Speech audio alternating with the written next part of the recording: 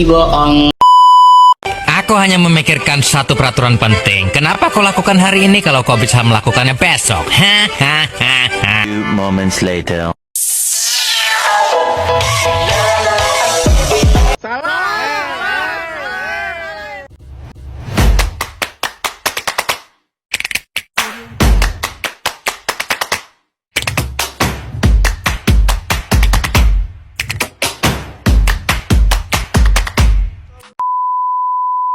Oke. Assalamualaikum warahmatullahi kebesaran.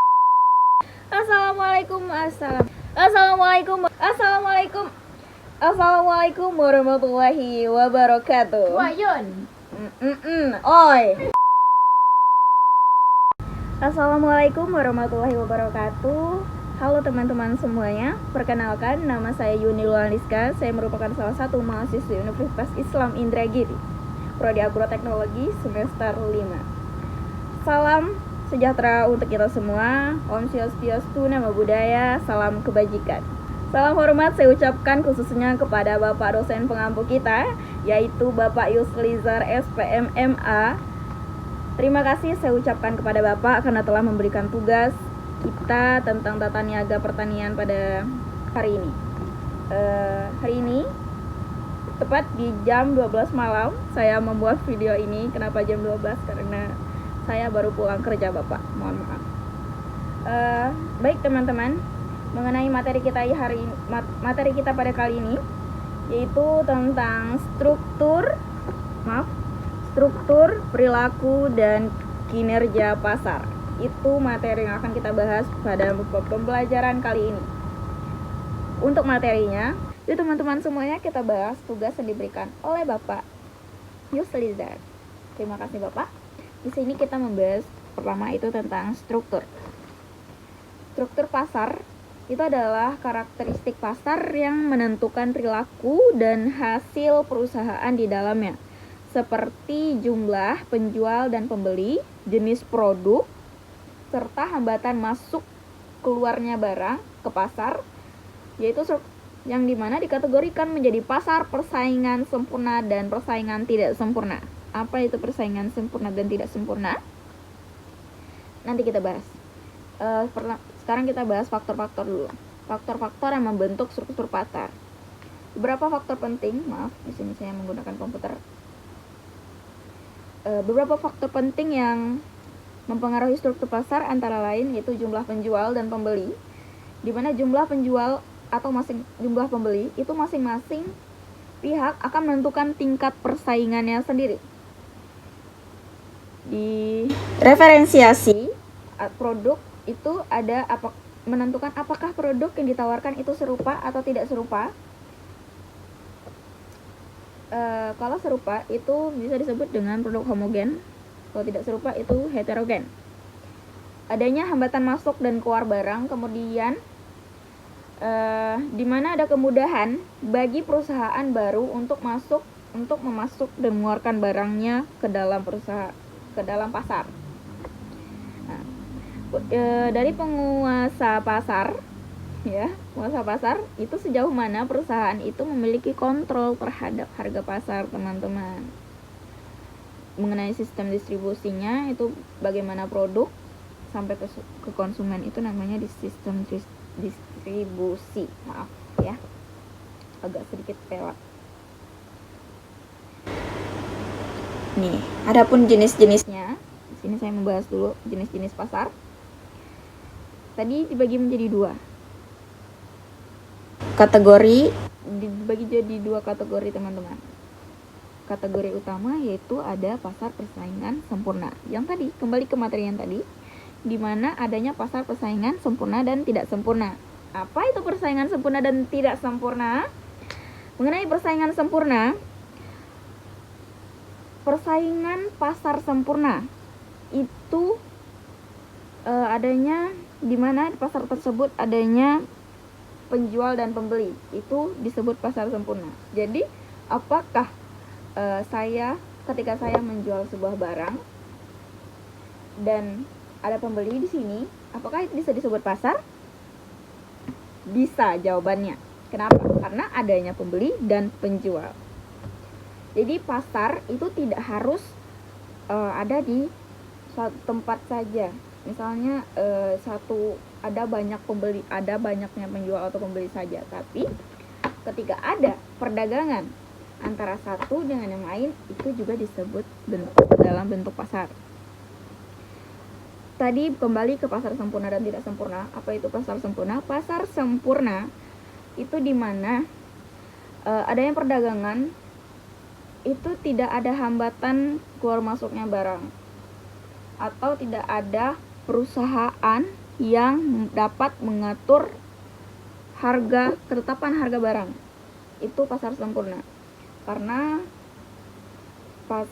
adanya pedagang itu tidak berpengaruh kepada perusahaan. Oh, perusahaan ini jual harganya segini, jadi kita harus harganya segitu juga. Enggak. Itu enggak termasuk pasar sempurna. Itu pasar tidak sempurna, teman-teman. Karena ketika pasar tidak sempurna itu harga jual barangnya itu berpengaruh besar kepada perusahaan yang nentuin harga barang mereka. Contohnya itu ada ini bulog ya, harga bulog itu udah ditentukan oleh pemerintah ya, termasuk perusahaan, karena mereka udah menentukan harga pasarnya. Kalau pasar yang sempurna itu ada persaingan di dalamnya, dan mereka sendirilah yang menentukan harga barang yang ingin mereka jual kepada pembeli tersebut. Dan ketika barang tersebut dijual banyak pembelinya, itu ya udah, itu keputusan mereka sendiri, teman-teman. Udah seperti itu ya. Sekarang menyangkut di sini saya punya ini, mohon maaf, saya punya sedikit tabel. Tadi saya buka dan saya ingin lihatkan kepada teman-teman semuanya, mohon ya. Nah, dia tadi. Nah, lihat teman-teman, ini kurang jelas ya, karena pantul cahaya. Nanti saya akan sajikan di layar video saya. Di sini saya punya kayak gini, kayak teman-teman bisa lihat ya. Di sini ada struktur pasar. Di struktur pasar itu ada persaingan sempurna, persaingan monopolistik, oligopoli, dan monopoli. Dan di deretan atas itu ada jumlah penjual untuk masuk dan keluar barang, kemampuan penjual menentukan harga, dan produk yang dihasilkan. Dan ini contohnya. Mengenai struktur pasar itu ada persaingan sempurna. Persaingan sempurna itu jumlah penjualnya banyak ya.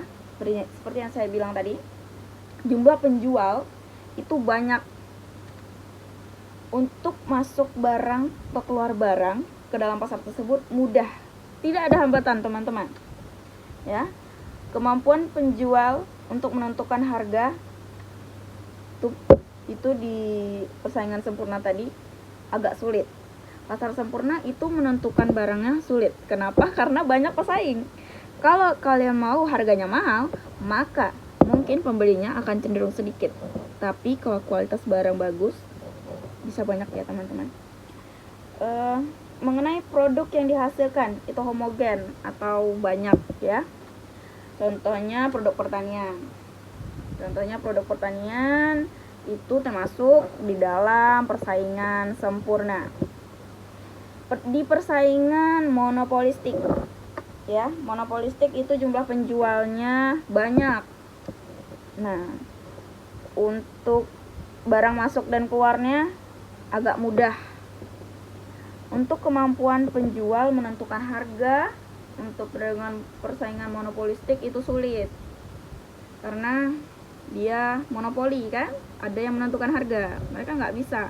Kayak gas, atau kalau gas kan nggak bisa nih, gas, bensin ya, itu nggak bisa mereka tentukan harga suka hati mereka, atau nggak bisa, karena udah ada ketetapan dari sana, dari perusahaan. Untuk produk yang dihasilkan itu terdiferensiasi atau teratur ya, ada yang ngatur. Contohnya itu pasta gigi, sabun ya, sabun itu semuanya itu ada yang ngatur, teman-teman. Contohnya juga gas sama bensin tadi ya. itu terus masuk ke dalam persaingan monopolistik. Mengenai nih pasar oligopoli, apa itu oligopoli? Nah, pasar oligopoli itu jumlah penjualnya ada beberapa. Untuk barang keluar dan masuknya sulit karena ada yang ngatur. Siapa yang ngatur? Negara dan perusahaan, ya. Nah, kemampuan penjual menentukan harga itu agak mudah. Tapi agak mudah, cuman nggak bisa juga. Harus terlalu mahal, guys. Ya. Produk yang dihasilkan sama dengan itu tadi, terdiferensiasi, ada yang ngatur, jadi teratur, ya. Contohnya industri semen dan baja. Karena itu punya perusahaan, jadi mereka sulit keluarkan barang tanpa sesuka hati mereka, tanpa ada aturan. Itu sulit, ya. Untuk mengenai pasar monopoli, pasar monopoli, jumlah penjualnya itu hanya 1-2 saja, tidak banyak. Kenapa? Karena di monopoli itu adalah sendiri atau individu, ya. Untuk masuk dan keluar barang itu sangat sulit. Kenapa sulit? Karena adanya peraturan di dalam negara kita ini, teman-teman. Ya, kemampuan penjual menentukan harga mudah. Kenapa mudah? Karena monopoli. Misalnya nih, saya menciptakan sebuah barang. Cuman saya yang pertama kali menciptakan barang tersebut di dunia ini. Jadi terserah saya mau menjual berapa, itu terserah saya, teman-teman. Di sini produk yang dihasilkannya, produknya unik nih, contohnya. Karena saya menciptakan unik, cuman saya satu-satunya orang yang menciptakan barang ini di dunia ini, unik. Jadi saya bisa menjual sesuka hati saya, karena saya adalah perusahaannya. Contohnya listrik, itu termasuk contoh dari suatu perusahaan yang menciptakan bentuk barang yang digunakan oleh banyaknya masyarakat. Udah, itu dia contohnya, ya teman-teman. Kembali ke bentar. Ya Allah, agak sulit kita gunain ini. Nah, kembali ke materi selanjutnya, yaitu tentang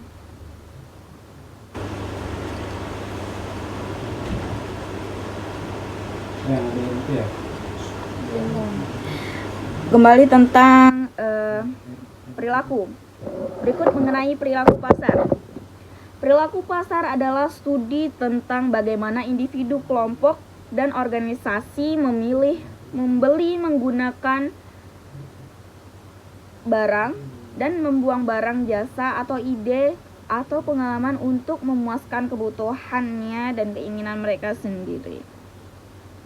Ya, itu perilaku pasar. Mengenai mencakup pasar, mencakup seluruh proses pengembalian keputusan konsumen, itu mulai dari pengenalan keputusan hingga evaluasi secara pasca pembelian. Itu peraturannya dikembalikan kepada konsumen. Perilaku pasar itu fokus utamanya ia adalah memahami faktor-faktor yang mempengaruhi keputusan pembeli oleh konsumen. Jadi, perilaku itu fokusnya kepada pembeli. Perilaku pasar itu mereka menjual itu fokus pada keinginan pembeli. Kalau pembeli butuhnya sabun, mereka jualnya sabun. Kalau para konsumen itu butuhnya beras, mereka jualnya beras. Kita manusia butuh beras, jadi ada penjual beras. Nih, misalnya kita tinggal di ladang tandus, tidak ada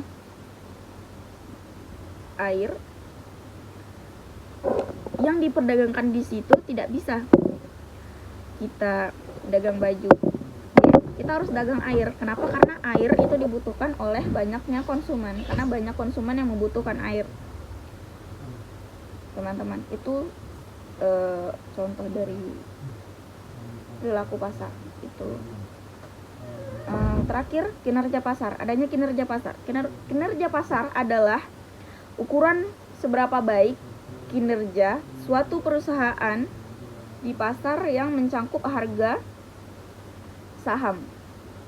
Paham gak sih? Ya, maaf ya, agak sedikit terbelit-belit. Profitabilitas ya, dan pangsa pasar atau penguasa pasar itu punya, kalau pasar punya penguasa, mereka akan menentukan harga sesuka hati mereka seperti perusahaan monopoli tadi.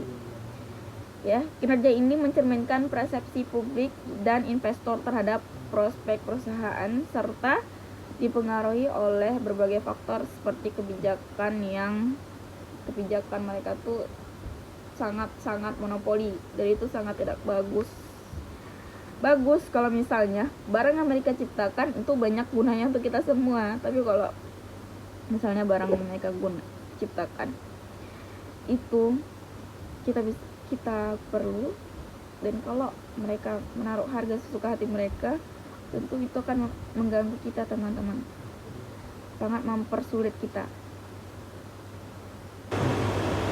Oke, sepertinya itu saja sih. Yes. Saya sebenarnya sampai sini saja sebenarnya. Baik, sampai di sini saja materi yang saya jelaskan pada malam hari ini. Semoga teman-teman semua bisa memahami apa yang saya jelaskan dan apa yang saya berikan tadi. Lebih dan kurang saya mohon maaf. Wabillahi taufiq wa hidayah. Wassalamualaikum warahmatullahi wabarakatuh. Terima kasih.